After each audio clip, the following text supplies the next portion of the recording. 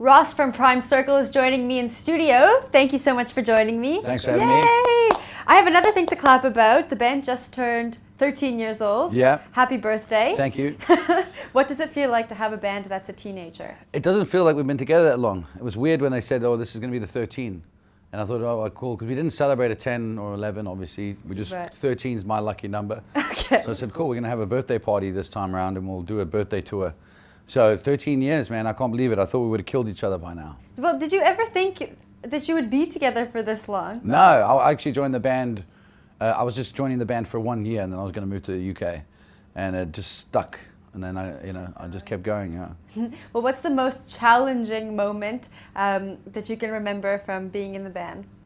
You know what? I think it's just been staying in a band. It's always difficult. Every year, it's just, you have to, the new challenges are, it's just trying to be relevant, trying to have some songs out there. And people love the new thing and the new flavor of the month and trying to be more than that, just trying to sustain yourselves. And I think that's the constant battle, so that's the hard part is actually keeping a career and keeping that A. And is it a family dynamic? Do you sometimes feel like you just want to kill the other guy? Without a doubt, all the time. Yeah. Who gets on your nerves the most? I think me and Marco, the bass player, Yeah. we definitely are constantly at each other's throats. But it's because we have a different view on creation and creating things, and so he'll come at that. But that actually makes us sound. Yeah. So it's actually a good thing because he's different to me, and everyone in the band in that matter is different to each other. Then it makes our sound. You don't want people who are always agreeing with you. No. Yeah. It would be nice sometimes. What's your most memorable moment? I think, being a part of the 4664 concerts, I think that was like such a big deal because the world press was there and getting to see Peter Gabriel and these international was the first time we'd ever been in that kind of stage and that first taste of that kind of, Naomi Campbell and all these people are there. It's just amazing. Goo Goo Dolls, trying to, just having drinks with them and seeing that they're all normal people and we're just these small guys from Witbank. So I think that was sort of a big thing and to be a part of that was, amazing. Yeah. What does that realization feel like? Just seeing that people like Naomi Campbell and Goo Goo Dolls are just normal, everyday people, and they will sit down and have a drink with you if you ask them. That was awesome for us. It was cool because I've always been scared about meeting my heroes because it could ruin it. So, and I think they have enough friends. I like their music, and so I don't want to go up and pester people, but just to see how relaxed they were, it was very cool. Yeah. Cool. You guys have done some international touring. What's your favorite country to go to in the past 13 years, the favorite country you've gone to?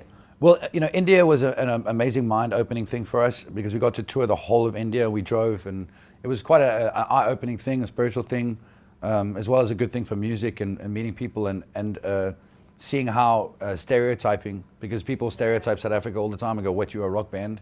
Yeah. So we do the same there and there's plenty of rock bands there. They love rock music. That was amazing for us, but I think Germany has been really good to us and that's been our favorite. Have you ever had culture shock? Big time, yeah. Where? India was one. India, yeah. Germany as well. I mean, just for the fact of the breakfasts and how different everything is, and I like the beer drinking. Yeah, obviously I like you can that. see. I mean, it's this time of year, you're gonna.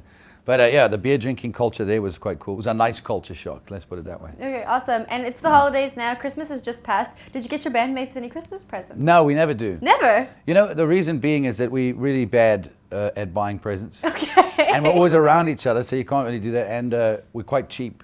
Okay. So we just keep it in and we say, well, if one guy gets one, then we all have to. So we just said, no, let's just leave it.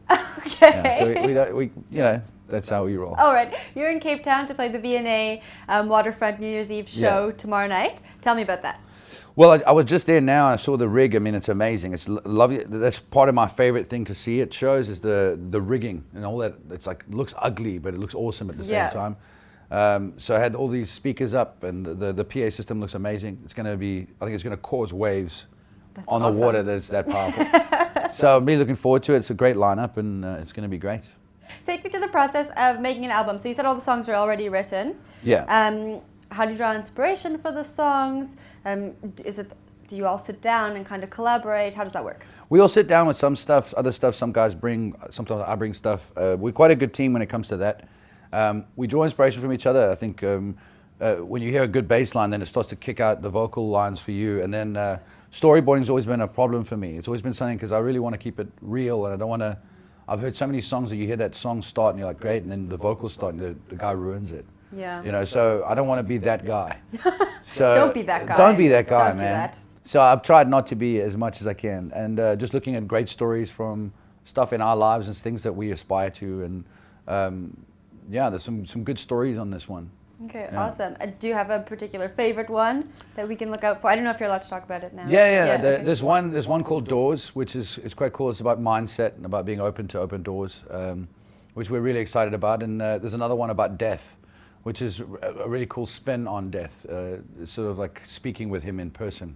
So it could be quite an eerie song, but Okay. it's definitely not a song for radio, but it's something cool on the album. Cool. And how can people check you on Facebook, Twitter? Facebook, Twitter, they can check us on our website. Our website's quite well informed. We try to keep it up, you know. And yeah, that's how they can check us. And also we'll be touring a lot. We're going to be around and playing, yeah. Cool. Awesome. Well, thank you so much for joining Thanks us. for having me. Good luck at your show tomorrow, and I look forward to hearing about all of your stories in Germany. Thank you. Great.